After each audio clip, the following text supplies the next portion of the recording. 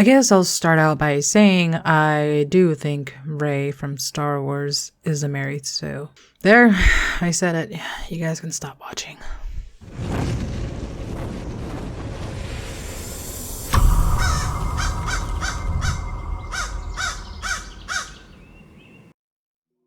Hello, ladies and lords. It's me, Miriam Yvette. I haven't posted in a while because I have the last book of my series coming out. And I'm in the process of reading all the books I picked up over the year and last year in hopes of finishing them before the end of this month. I know I'm screwed. So recently I saw something on Twitter that caught my large brown eyes. This. Oh boy, was I making my tea and running to my seat. I was ready to see who people thought were Mary Sues and who disagreed. But then I started to see a different discussion, a more serious one. Still, I scrolled through the feed and it got me thinking. So today, we're going to be talking about Mary Sues.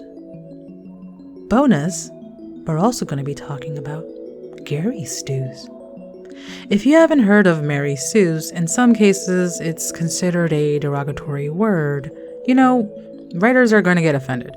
But it's also a trope, and readers sometimes avoid certain tropes. For example, someone may not want to read another Chosen One trope, or another evil versus good, or secret heir to the throne trope, and so on and so forth. But this is not initially to say that because you write a character that fits to a certain mold that you run the risk of writing a Mary Sue. It doesn't mean that you're screwed, because I don't think it's just that black and white. Now, before I begin, let us first cover what a Mary Sue is. And I know there are lots of videos that already exist covering this topic, and I have 2 that I'm going to post in a link below if you want to know more. In the end, these are my opinions, and I don't claim to be an expert, as I am a student of my craft. But I think we should still have fun, and we're going to dissect my character, Acacia, the one I'm currently drawing on this video. She has these multiple powers, and that gave me like the Mary Sue vibes, so I felt like, you know what, I'm gonna dive her in, because is she really a Mary Sue? Is she not? We're gonna find out. So let's begin. First, we'll be defining what a Mary Sue is, and I'm going to be using Wikipedia. So, a Mary Sue is a, quote, a character archetype in fiction, usually a young woman who is often portrayed as inexplicably competent across all domains, gifted with unique talents or powers, liked or respected by most other characters, unrealistically free of weaknesses, extremely attractive, innately virtuous, and or generally lacking meaningful character flaws. Usually a female and almost always the main character. A Mary Sue is often an author's idealized self-insertion and may serve as a form of wish fulfillment. Mary Sue stories are often written by adolescent authors. End quote. The male version, Gary Stew, or there's other variations of that name, is basically the male version of that set description. I'm also going to be mentioning Gary Stews here and there because I want to be fair and add the dudes. Perhaps you probably have a character in mind when you hear Mary Sue. So when I saw it trending on Twitter, it was difficult not to interact or make a comment. Because then again, what's the point, right? It's the internet. Everyone's going to be mad about something or cancel culture or something.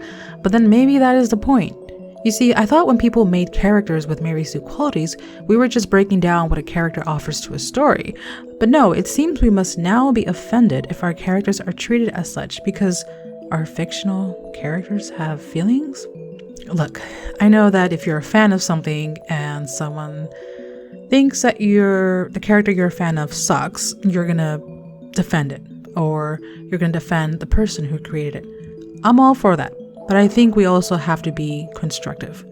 And the reason I say constructive is because I think the person or individual, the group, whatever, that triggered this hashtag had bad intentions, meant to use Mary Sue to attack modern female characters. I'm going to say that first. You can't get rid of something that is going to exist. Writers are going to be birthed every single day, and this type of character is going to exist. Most of the time, it falls under a certain name. But I do believe that what really sparked this debate, it was not to share ideas, it was to attack. But then again, it's the internet.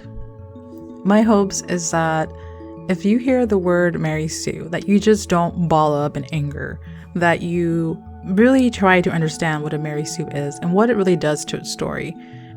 So, I personally, as a writer, I try to be reflective when it comes to my characters, leaving aside the main details about Acacia, because I do not want to cover a story about each race in my Dragon and Mirror series. Let us cover the qualities, starting with 3 categories that I believe often make up a Mary Sue. Number 1, its appearance. 2, power, talents, abilities, etc. And 3, relationships. At the beginning of the categories, I'm also going to share the top posts that I found on Twitter about the Mary Sue hashtags, because I think that these point of views bring out not just a problem with Mary Sue, but also something I think I want to add before I make my final statement. Wow, that was long. Okay, now we can dive in.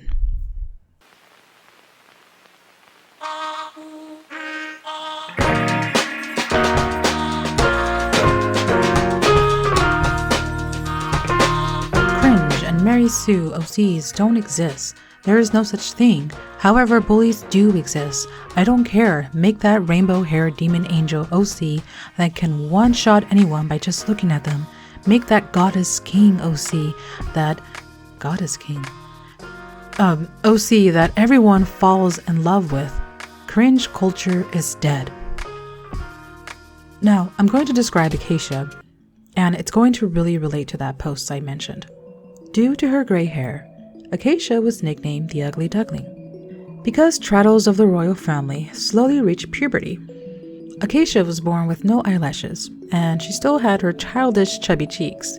After she became of age, her hair started to sparkle like noble elves, and her lashes grew and thickened, and her chubby cheeks started to slim down.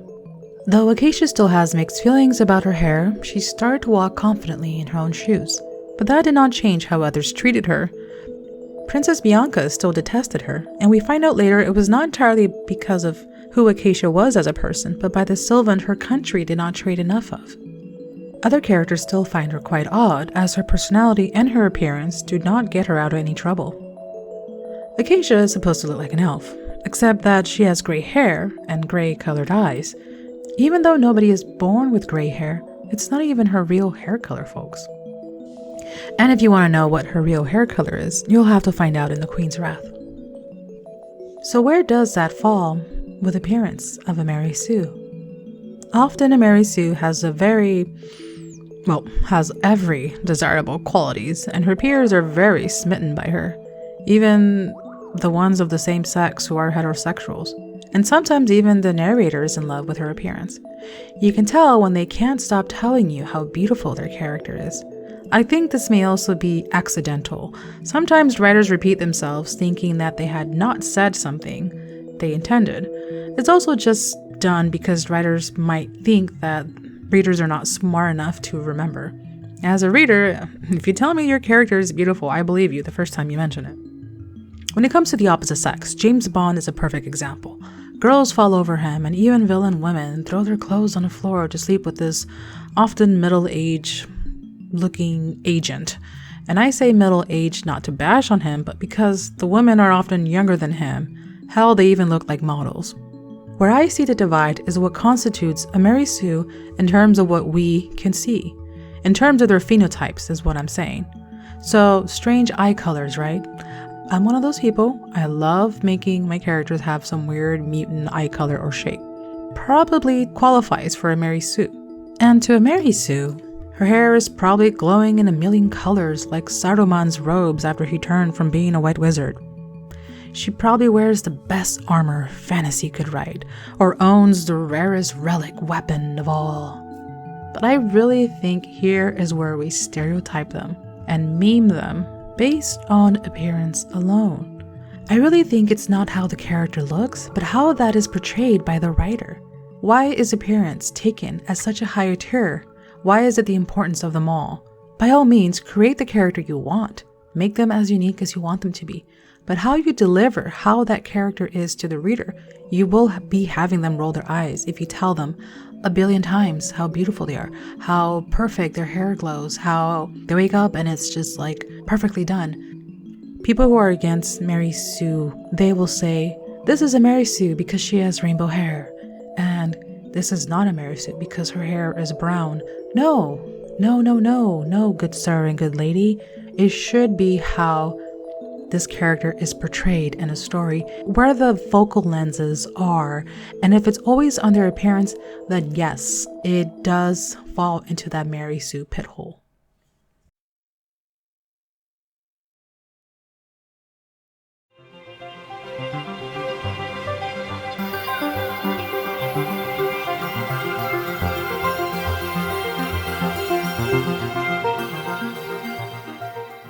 Mary Sue discourse in 2022 is insanity.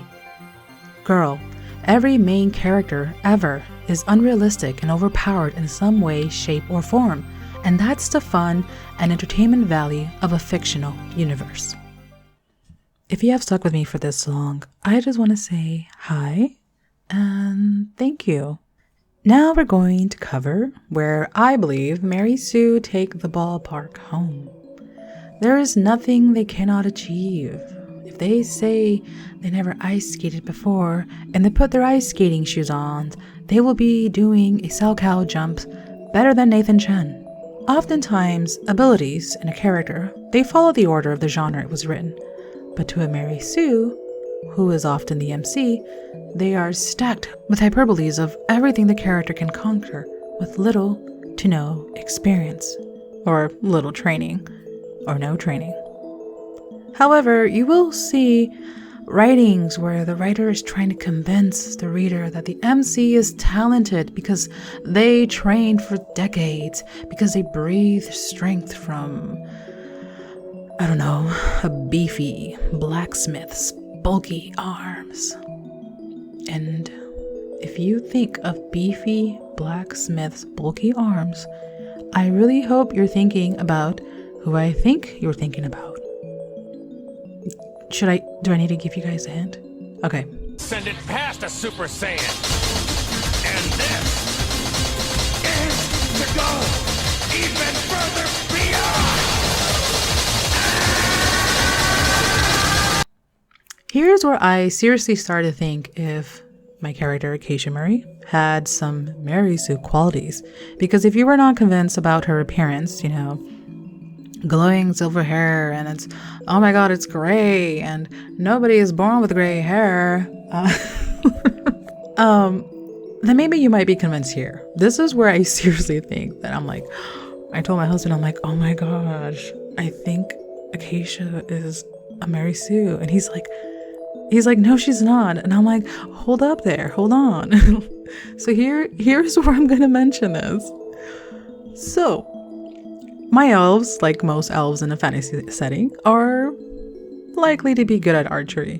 So Acacia is a talented one there because her mother taught her. And in the last book, we find out who taught her. Ooh. At the moment, right now, I have to mention and explain to you, forgive me, is that Acacia is not a full Treadle elf. She's a half-breed between an Ifla elf and a Treadle elf. How? Well, her parents got jiggy with it, and then she was born. Acacia is also a descendant of a tree, basically a tree that self-created itself into an elf. And so because of that, she was able to retain her Treadle abilities. So she has her water elemental, but she also has her arty abilities that include having influence over plant life. But hold on, there's more. She has other abilities, like sharing her mind and powers with a dragon named Erlan. That's why I felt Acacia was a good candidate. But really, think of your own main characters. Like, if you have an explanation after an explanation of why they have these powers, It makes me think that, because that's kind of how Mary Sue's are described, right? They have like these limitless powers. But hold on. Let's look at a possible male version, shall we? And if you're a fan of him, hey, don't come for me. I'm just giving y'all an example. Superman. This man has super strength, super speed. He has enhanced sleeping abilities. He has durability. He can shoot at this sir and bullets just bounce off. His senses are very keen. And as the years went by, more was added about his abilities. So he was given X-ray vision and all that jazz. Now, to be fair, I believe, and I'm saying this because I mean it, I believe there are more male characters, in my humble opinion, with insane powers that can fit this glove. I think when it focuses on a female character, people are very easy to criticize what they can do. And I'm not talking about actual physics like a man's strength versus a woman's strength. This is fiction we're talking about, folks. My dwarf, for example, Wera, I made my female dwarves just as strong as male dwarves who are stronger than human men. I get that sometimes it's hard to wrap around that idea. There was once an ad on my Facebook feed. I forgot the book title. I apologize for that because I would love to give her some love on my channel. But basically, the MC was an assassin, and I believe she was also a fae. And someone commented on her ad saying that would not be possible because she is a woman. Sir, good sir, she is a fae. That may be different from another person's fae, who is probably more stronger than a human woman. I understand that it's hard to take that away, but it's very easy for us to believe that these male characters have all these powers. With all of this being said, you might be asking, well then Miriam, what is the point? Why are you mentioning your character's long laundry list of powers and Superman and, people not falling into believing of a female's powers? I think in terms of powers, there is no limit to a Mary Sue's. I read this really awesome dystopian sci-fi book that showed its strength and its limitations. I don't want to share spoilers, but we basically get a powerful character with a saving grace to characters with whatever amazing powers they have. And that is limits. Acacia has all of these abilities, but she's mostly a failure in Dragon of Mirrors. Her powers did not help her save her father. She couldn't save her dragon from his captivity, and she nearly lost her life in trying to defend Ruth from himself. We can make these out-of-world characters. I don't mind dancing to their tune and how powerful they are, but if you take away their humanity in them, the ability to relate to them, that's where I feel like these characters fall off the grid and mold themselves into a Mary Sue or a Gary Stu. Superman is known to be very in tune with his human side, even though homeboy is an alien and he grew up on a farm and he has family values and he loves a human woman.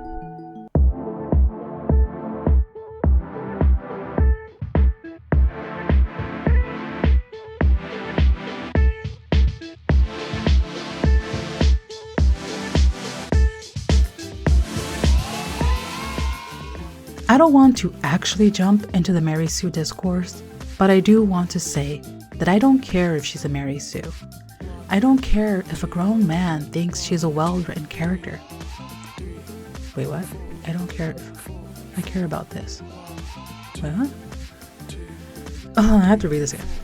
I don't want to actually jump into the Mary Sue discourse, but I do want to say that I don't care if she's a Mary Sue. I don't care if a grown man thinks she's a well-written character. I care about this.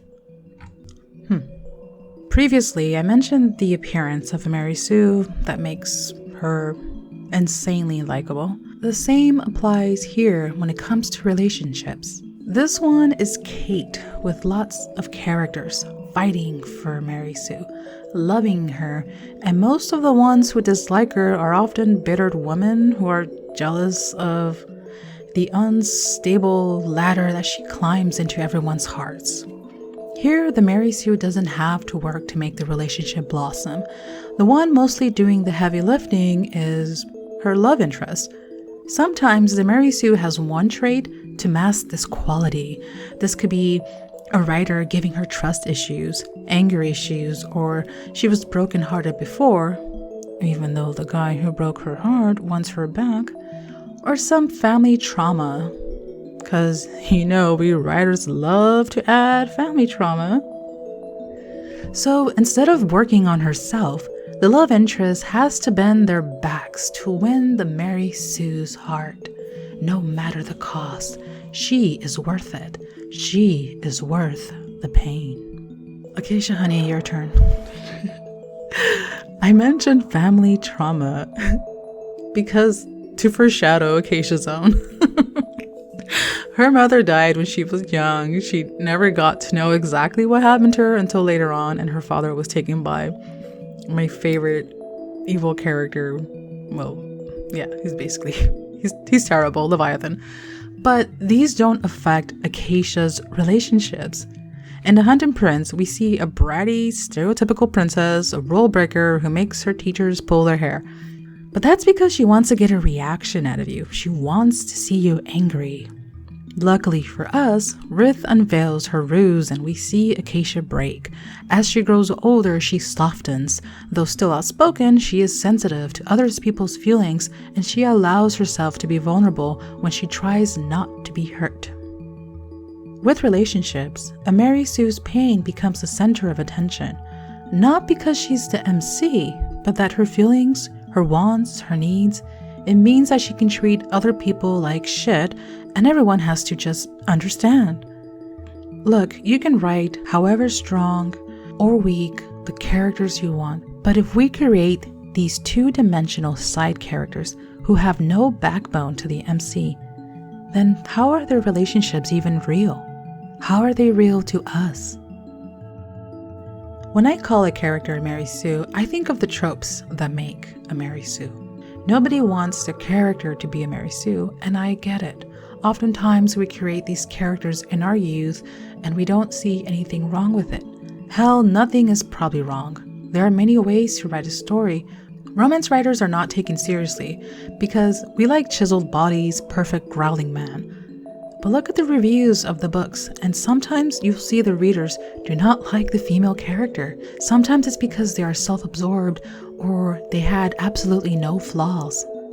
Just because I say I find Rey from Star Wars a Mary Sue, I don't mean the actress. The images of her hugging children and that stuff, that's who she is as a human being. Please do not attack these women. They did not write Rey. The writers did. The directors who approve of her character did. They diverted from the story of what makes a Jedi and created Rey. And I get it. People are using Mary Sue to hurt others, and it's a trope nobody wants to have, but tropes do exist. Earlier I mentioned that readers sometimes avoid certain tropes, but also readers want certain tropes, and writers do write them. But we can't think because someone says a character is a Mary Sue, we automatically hate them. I never said I hated the character Rey. I even got those Gary Stu vibes from Luke Skywalker because he was trained way much later than a typical Jedi. And that's because I consumed so much Star Wars to come up with that conclusion. It was the delivery of the story, the building blocks that created Star Wars. I mentioned this before and I really want to mention this again. I think the Mary Sue trope on Twitter got riled up because people are grabbing female characters from all media and using them to mock modern female characters. It's bad taste in my opinion, and it does smell like misogyny because I don't see anyone talking about Gary Stews. And I believe, again, we're talking about power level. It's insane how many you will find in media and anime and whatnot. But I really think that these individuals really want to piss people off, and honestly, it's working. Lastly, no matter who you create or how you want to portray your characters, whether it be a James Bond-like character or a female character who can achieve anything if she set her mind to it, that doesn't make them a Mary Sue until you make it all about them. You give them no limitations to even think they're real or have some weakness. And lastly, if you take away their humanity, their ability to resonate with others, to have insecurities, and most importantly, folks, an MC always needs strong side characters. Don't let them bend to the MC's rules. Don't forgo their own beliefs of right and wrong just to appease the MC. Otherwise, people are going to dislike your character. They won't be able to make that connection. And if you take all that away, that's what a Mary Sue and a Gary Stu is. So, is Acacia a Mary Sue? It really depends on the reader. The ones who read book 1, book 2, book 3, book 4, they are the ones, I believe, who have more say on this. Thank you for listening and safe travels.